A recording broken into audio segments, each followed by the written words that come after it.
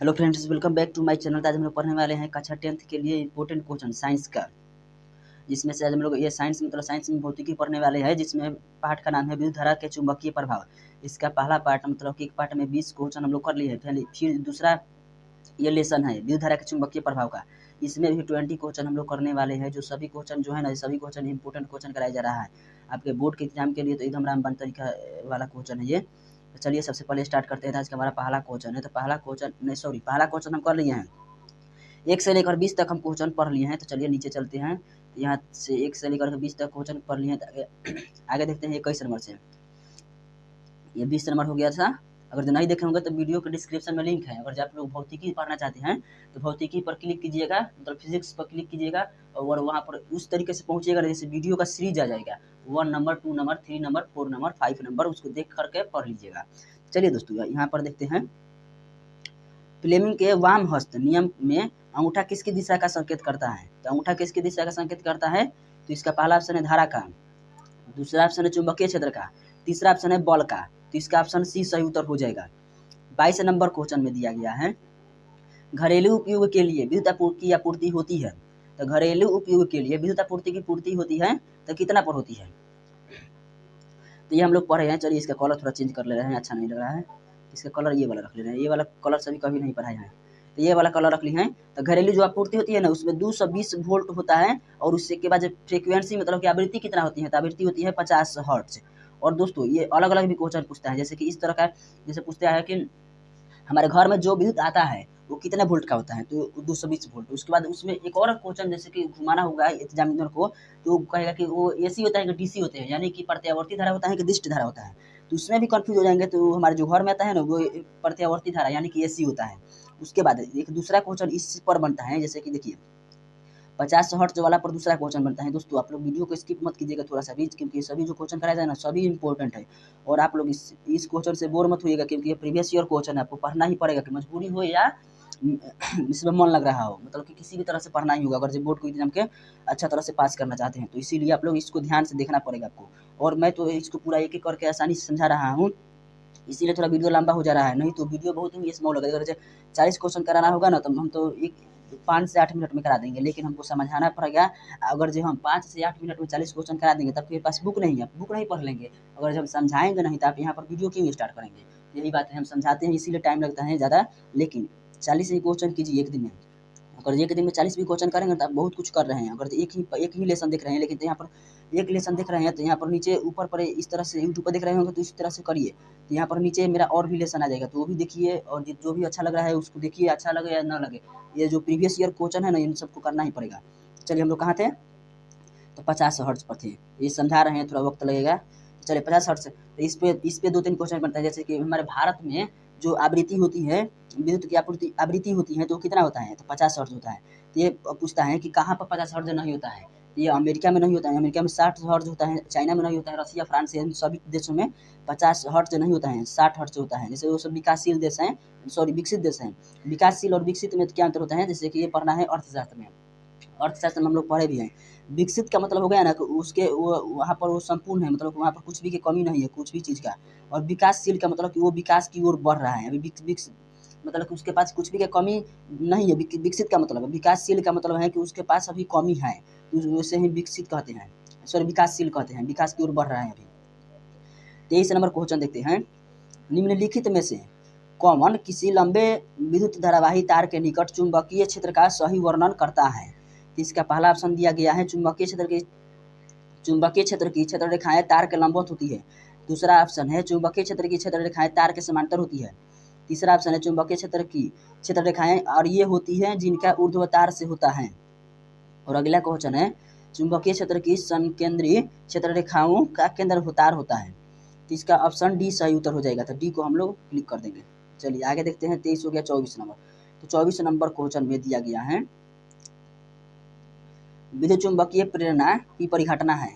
विद्युत चुंबकीय प्रेरणा की परिघटना क्या है? तो इसका पहला ऑप्शन है किसी वस्तु को आवेशित करने की प्रक्रिया है। दूसरा ऑप्शन है किसी कुंडली में विद्युत धारा प्रवाहित होने के कारण चुंबकीय क्षेत्र उत्पन्न करने की प्रक्रिया है। चलिए आगे देखते हैं क्वेश्चन। तो आगे क्वेश्चन में दिया गया है सी नंबर, कुंडली तथा चुंबक के बीच अपेक्षित गति के कारण कुंडली में प्रेरित विद्युत धारा उत्पन्न करना है। तो इसका ऑप्शन कौन सा सही हो जाएगा? तो ऑप्शन सी सही उत्तर हो जाएगा। विद्युत चुंबकीय प्रेरणा की परिघटना है, तो यह है कुंडली तथा चुंबक के बीच अपेक्षित गति के कारण कुंडली में प्रेरित विद्युत धारा उत्पन्न करना है। चलिए आगे देखते हैं क्वेश्चन 25 नंबर। तो 25 नंबर में दिया गया है किसी एसी जनित्र तथा डीसी जनित्र में एक मूलभूत अंतर यह है कि एसी और डीसी में क्या अंतर होता है? तो पहला ऑप्शन दिया गया है कि एसी जनित्र में केवल विद्युत चुंबक होता है चुंबकीय, जबकि डीसी मोटर में अस्थायी चुंबक होता है। चलिए आगे देखते हैं क्वेश्चन, मतलब कि इसमें मूल अंतर क्या है, तो अंतर बताना है। तो दूसरा ऑप्शन देखते हैं कि डीसी जनित्र तथा उच्च वोल्टता का जनन करता है। अगला ऑप्शन है एसी जनित्र उच्च वोल्टता का जनन करता है। आगे ऑप्शन है एसी जनित्र में से वलय होते हैं, एसी जनित्र में वलय होता है, जबकि डीसी जनित्र में द्विपरिवर्तन होता है। तो यही इसका सही उत्तर हो जाएगा, एसी जनित्र में वलय होता है और जबकि डीसी जनित्र में द्विपरिवर्तक होता है। दोस्तों ये वाला क्वेश्चन भी सही उत्तर हो जाता है, लेकिन ये वाला क्वेश्चन इसलिए सही उत्तर नहीं होगा ना, जैसे कि डीसी जनित्र उच्च वोल्टता का जनन करता है, एसी जनित्र उच्च वोल्टता का जनन करता है। जैसे कि ये उच्च वोल्टता का, जैसे कि यहाँ पर इसके मतलब फ्रीक्वेंसी पर निर्भर करता है, जैसे कि कितना बड़ा मोटर है तो उस हिसाब से ये उच्च वोल्टता का जनन करेगा। दोनों मतलब उच्च वोल्टता का जनन करता है, इसमें कोई एक नहीं करता है, लेकिन इसमें मोटर के ऊपर है कि जैसे जनित्र का मोटर कितना बड़ा है तो उस हिसाब से उच्च वोल्टता का जनन करता है, तो इसीलिए इसमें से कोई नहीं होगा। आगे देखते हैं क्वेश्चन 26 नंबर। तो 26 नंबर क्वेश्चन में दिया गया है, क्या दिया गया है? घरेलू वायरिंग में 3 तार होते हैं, गर्म यानी कि जीवित, ठंडा यानी कि उदासीन और अर्थ मतलब वियोजित। इन तारों के रंग होते हैं। तो गरम मतलब कि घरेलू वायरिंग में 3 तार होते हैं, गरम यानी कि जीवित, ठंडा यानी कि उदासीन और अर्थिंग मतलब हम लोग जो जमीन में एक तार ले जाकर गाड़ते हैं तो वही वाला। तो उसका रंग कौन कौन सा होता है? तो गरम का रंग कौन सा होता है? तो गरम का रंग होता है लाल यानी कि रेड हो गया। ठंडा का रंग कौन सा होता है? तो ठंडा का होता है ब्लैक, तो ब्लैक लिख दिए। उसके बाद अर्थ यानी कि अर्थिंग का रंग कैसा होता है? तो अर्थिंग का रंग होता है ग्रीन, तो ग्रीन लिख दिए। ये तीनों हमारा बन गया। चलिए दोस्तों इसी तरह बनाना है। 27 नंबर क्वेश्चन है। तो 27 नंबर क्वेश्चन में दिया गया है चुंबकीय क्षेत्र की तीव्रता का मात्रक है। चुंबकीय क्षेत्र की तीव्रता का मात्रक क्या है? इसका पहला ऑप्शन है न्यूटन प्रति एम्पियर मीटर, दूसरा ऑप्शन है न्यूटन प्रति एम्पियर मीटर। इसमें क्या दिया गया है? न्यूटन प्रति एम्पियर, उसके बाद मीटर। ये जो है ना मीटर ये बाटा में ही है, और ये जो है ना न्यूटन प्रति एम्पियर इंटू मीटर, तो यही इसका सही उत्तर हो जाएगा ऑप्शन बी। चलिए आगे देखते हैं क्वेश्चन 28 नंबर। तो 28 नंबर क्वेश्चन में दिया गया है चुंबक बनाने के लिए प्रायः किस पदार्थ के क्षौर का व्यवहार किया जाता है? चुंबक बनाने के लिए किस पदार्थ के क्षौर का व्यवहार किया जाता है? तो इसका पहला ऑप्शन है चुंबक। तो ये इसमें एक कन्फ्यूजन है, जैसे कि अस्थायी चुंबक बनाना है या विद्युत चुंबक। तो इस तरह के क्वेश्चन में कन्फ्यूजन होगा। अगर अस्थायी चुंबक बनाना होगा तो स से अस्थायी और उसके बाद फिर क्या हो जाएगा? तो स से स्टील। तो इसका अस्थायी चुंबक के लिए स्टील यानी कि इस्पात सही होता है। अगर जब विद्युत चुंबक बनाना नहीं होता तो नरम लोहा सही होता है। तो यहाँ पर हम नहीं कह सकते हैं कि कौन सा सही उत्तर होगा, क्योंकि यहाँ पर केवल चुंबक बोला है, तो दोनों सही उत्तर हो जाएगा। इस्पात और नरम लोहा दोनों, स्टील और इस्पात दोनों एक ही होता है। दोस्तों इस क्वेश्चन को आप लोग ये इस तरह के क्वेश्चन में बहुत ही ज़्यादा इंपॉर्टेंट है, और ये 2 क्वेश्चन इससे बनता है। अस्थायी चुंबक बनाने के लिए क्या प्रयोग किया जाता है और विद्युत चुंबक बनाने के लिए क्या प्रयोग किया जाता है, इसको याद कर लीजिएगा। आगे क्वेश्चन है विद्युत चुंबकीय प्रेरण की खोज किसने की थी? तो विद्युत चुंबकीय प्रेरण की खोज किसने की थी? तो फैराडे ने की थी। ये पहले वाले सीरीज में मैं बता दिया हूँ, ये क्वेश्चन रिपीट हो गया है, इसीलिए इस पर ध्यान नहीं देंगे ज़्यादा। चलिए आगे देखते हैं क्वेश्चन 30 नंबर। विद्युत चुंबकीय प्रेरण की परिघटना है। तो विद्युत चुंबकीय प्रेरण की परिघटना क्या है? इसका पहला ऑप्शन है किसी वस्तु को आवेशित करने की प्रक्रिया है, दूसरा ऑप्शन है किसी कुंडली में विद्युत धारा प्रवाहित होने के कारण चुंबकीय प्रेरण उत्पन्न करने की प्रक्रिया है, तीसरा ऑप्शन है कुंडली तथा चुंबक के बीच अपेक्षित गति के कारण कुंडली में प्रेरित विद्युत धारा उत्पन्न करना है। तो यही इसका सही उत्तर हो जाएगा। इसको यहाँ पर वीडियो को पॉज करके आराम से ध्यान से देखिएगा कौन सा ये आंसर हो रहा है, तो सही उत्तर क्यों हो रहा है, नहीं तो हम तो बता रहे हैं, जितना बता रहे हैं उतना समझिए। 31 नंबर क्वेश्चन है वास्तव में विद्युत जनित्र का गुण बताना है। तो यह विद्युत आवेश के किसी स्रोत का कार्य करता है, दूसरा ऑप्शन है ऊष्मीय ऊर्जा के स्रोत का कार्य करता है, तीसरा ऑप्शन है विद्युत चुंबक की तरह व्यवहार करता है, तीसरा हो गया चौथा ऑप्शन है ऊर्जा के परिवर्तक की तरह कार्य करता है। इसका ऑप्शन डी सही उत्तर हो जाएगा। तो यहाँ पर ऑप्शन डी क्लिक कर देंगे। चलिए आगे देखते हैं क्वेश्चन 32 नंबर। तो 32 नंबर क्वेश्चन है हमारे मकानों में जो विद्युत आपूर्ति की जाती है वह होती है। तो हमारे मकानों में कौन सी विद्युत आपूर्ति की जाती है? पहला ऑप्शन है 12 वोल्ट दिष्ट धारा। हमारे मकान में जो आता है करंट वो आता है एसी। तो यहाँ पर दिष्ट नहीं होगा, प्रत्यावर्ती होता तो इस पर विचार करते हैं। 12 वोल्ट का प्रत्यावर्ती धारा प्रत्यावर्ती यहाँ पर सही है, लेकिन यहाँ पर 12 वोल्ट नहीं आता है, 240 आता है, 240 नहीं 220 आता है। यहाँ पर आगे दिया है 220 वोल्ट पर दिष्ट धारा, 220 तो सही है लेकिन दिष्ट नहीं होगा, एसी होगा। आगे देखते हैं 220 वोल्ट पर प्रत्यावर्ती धारा, यही सही उत्तर हो जाएगा। जैसे यहाँ पर एसी भी है 220 भी है, तो यही इसका सही उत्तर हो जाएगा ऑप्शन डी। आगे देखते हैं क्वेश्चन 33 नंबर। 33 नंबर क्वेश्चन में दिया गया है तांबे के तार की एक आयताकार कुंडली किसी चुंबकीय क्षेत्र में घूर्णी गति कर रही है। इस कुंडली में प्रेरित विद्युत धारा की दिशा में कितने परिभ्रमण के पश्चात परिवर्तन होता है। यह वाला क्वेश्चन जो है ना दोस्तों रिपीट हो गया। चलिए इसका पहला ऑप्शन देखते हैं। तो पहला ऑप्शन में दिया गया है 2, दूसरा में दिया गया है 1, तीसरा में दिया गया है आधा, चौथा में दिया गया है चौथाई। इसका सही उत्तर हो जाएगा आधा, ऑप्शन सी इसका सही उत्तर हो जाएगा। चलिए आगे देखते हैं क्वेश्चन 34 नंबर। 34 नंबर में दिया गया है स्विच लगाए जाते हैं, तो स्विच कहाँ लगाए जाते हैं। बहुत ही आसान क्वेश्चन है, ठंडे तार में कि गर्म तार में। तो स्विच जो लगाया जाता है ना वो गर्म तार में लगाया जाता है। गर्म तार को किससे डिनोट करते हैं, तो रेड कलर से डिनोट करते हैं। और अर्थिंग को किससे डिनोट करते हैं, तो अर्थिंग को किससे डिनोट करते हैं, तो जैसे कि गर्म तार को रेड से, ठंडा तार को ब्लैक से, और अर्थिंग को ग्रीन से, ग्रीन से डिनोट करते हैं, अर्थिंग को जी से। आगे देखते हैं, देखिए यहाँ पर बी ऑप्शन दिया गया है, बी में दिया गया है गर्म तार।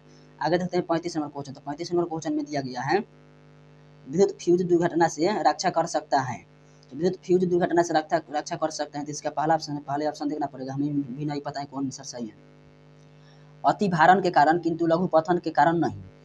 दूसरा ऑप्शन है लघु पतन के कारण किंतु अति भारण के कारण नहीं। तीसरा ऑप्शन है लघु पतन और अति भारण दोनों के कारण। मतलब विद्युत फ्यूज जो है ना दुर्घटना से रक्षा कर सकता है, तो लघु पतन और अति भारण दोनों के कारण रक्षा करता है हम लोगों को। चलिए दोस्तों, अति भारण का मतलब क्या हो जाएगा, तो अति भारण का मतलब हो जाएगा कि अगर जो अधिक लोड पड़ेगा ना, तो अधिक लोड पड़ेगा तो ये क्या होगा, विद्युत फ्यूज कट जाएगा। अगर जो किसी को करंट मारेगा तो भी फ्यूज कट जाएगा। तो ये दोनों सही उत्तर हो जाएगा। अगला क्वेश्चन है 36 नंबर। विद्युत फ्यूज आधारित है, तो विद्युत फ्यूज किस पर आधारित है, ये तो उसमें प्रभाव पर आधारित है। जैसे कि जैसे ही गर्म होगा विद्युत फ्यूज वो कट जाएगा। अगर गर्म कैसे होता है, जैसे कि अधिक लोड पड़ेगा या किसी करंट मारेगा तो वो गर्म हो जाएगा जल्दी और उसके बाद कट जाएगा, धारा के उसमें प्रभाव पर। आगे क्वेश्चन है 37 नंबर।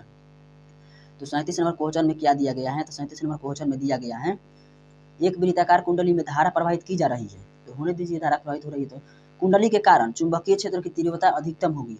तो अधिकतम कहाँ होगी, तो इसका पहला ऑप्शन है केंद्र पर, दूसरा ऑप्शन है तार के सतह पर, दूसरा ऑप्शन तार की सतह पर, तीसरा है कुंडली के बाहर, चौथा ऑप्शन दिया गया है कुंडली के अक्ष पर परंतु केंद्र से दूर।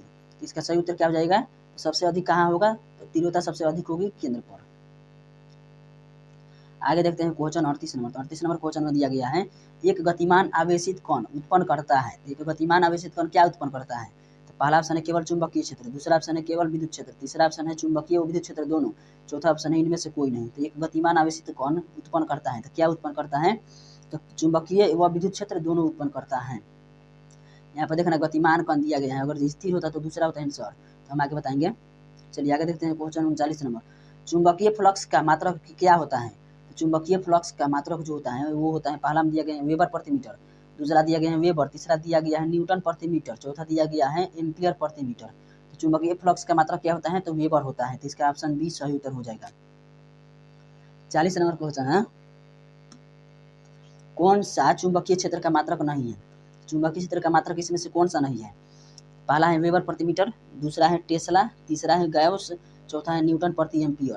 तो कौन सा चुंबकीय क्षेत्र का मात्रक नहीं है, इसका न्यूटन प्रति एम्पियर मात्रक नहीं है। और जो बाकी दिया गया है ना वेबर प्रति मीटर चुंबकीय क्षेत्र का मात्रक है, टेस्ला भी चुंबकीय क्षेत्र का मात्रक है, और गॉस भी मात्रक है। गॉस जैसे कि CGS मात्रक है, तो ये वाला SI मात्रक नहीं है।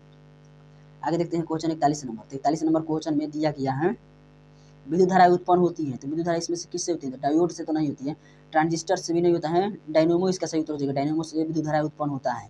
42 नंबर क्वेश्चन है। तो 42 नंबर क्वेश्चन में दिया गया है यांत्रिक ऊर्जा को विद्युत ऊर्जा में बदलने वाला उपकरण है। तो यांत्रिक ऊर्जा को विद्युत ऊर्जा में बदलने वाला उपकरण कौन सा है, तो यांत्रिक ऊर्जा को विद्युत ऊर्जा में बदलता है जनित्र, यानी कि डायनेमो भी इसका सही उत्तर हो जाएगा, जनित्र भी हो जाएगा। इसका ऑप्शन ए सही उत्तर हो जाएगा। चलिए आगे देखते हैं क्वेश्चन 43 नंबर। विद्युत परिपथ में विद्युत फ्यूज जोड़ा जाता है, तो विद्युत फ्यूज किस में जोड़ा जाता है, तो गर्म तार में जोड़ा जाता है कि ठंडा तार में जोड़ा जाता है, तो अर्थ में, तो अर्थिंग में तो नहीं जोड़ता है, उदासीन यानी कि ठंडा तार में, इसमें भी नहीं जोड़ा जाता है, ये दोनों गलत हो गया। ठंडा तार फिर से दे दिया नहीं, तो यहाँ पर विद्युन्मय तार में, विद्युन्मय मतलब कि जिसमें धारा की प्रवाह हो, गर्म तार। 44 नंबर है प्रत्यावर्ती धारा जनित्र से कैसी धारा मिलती है। तो ये बता रहा है कि AC मिलता है कि DC मिलता है, मतलब कि जनरेटर जो होता है वो AC देता है कि DC देता है।